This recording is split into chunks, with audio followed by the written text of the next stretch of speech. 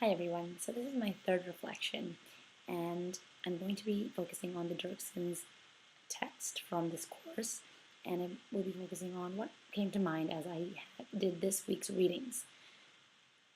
For this week's readings, the main focus was designing goals and attention. Now, when an educator is talking to their students and trying to provide a focus on making students feel motivated and make goals for themselves, I feel the number one necessary skill is communication.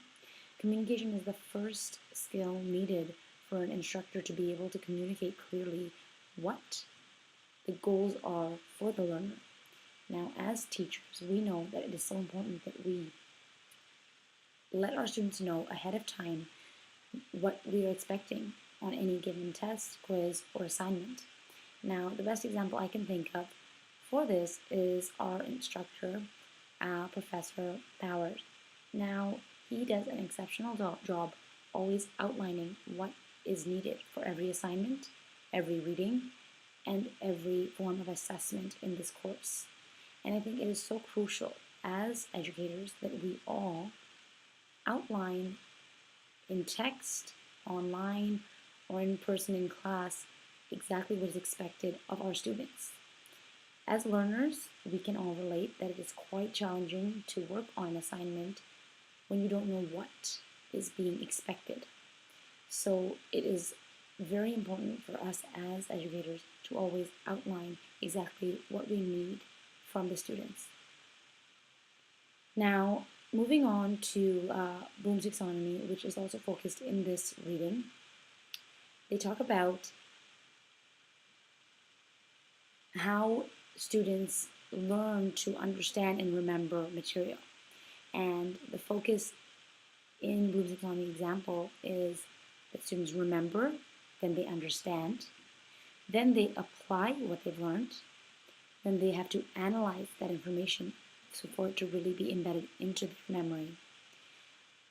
After that, evaluate, and this allows us to find out how well they really know the information, and you can have different forms of and methods to evaluate. And finally, creating a print or a web layout for them to from the beginning, so they're able to really show that they have understood the material. So I think it's a great example, and I think it's important to remember that it doesn't always have to be in this order, as long as students are showing and following these steps in whichever order it is, as long as the steps are being taken. Finally, I want to focus on the gap in knowledge, the gap in skills, the gap in motivation and attitudes, and the gap in environment that our students often have to experience as learners. And as educators, the importance that we need to give them and help them in order to, provide them an equal playing field. Therefore, it's really important that our students, that we as educators understand that our students don't come with the same background knowledge and prior knowledge, and their skill levels will vary. And we have to accommodate and modify the lessons in order to help them.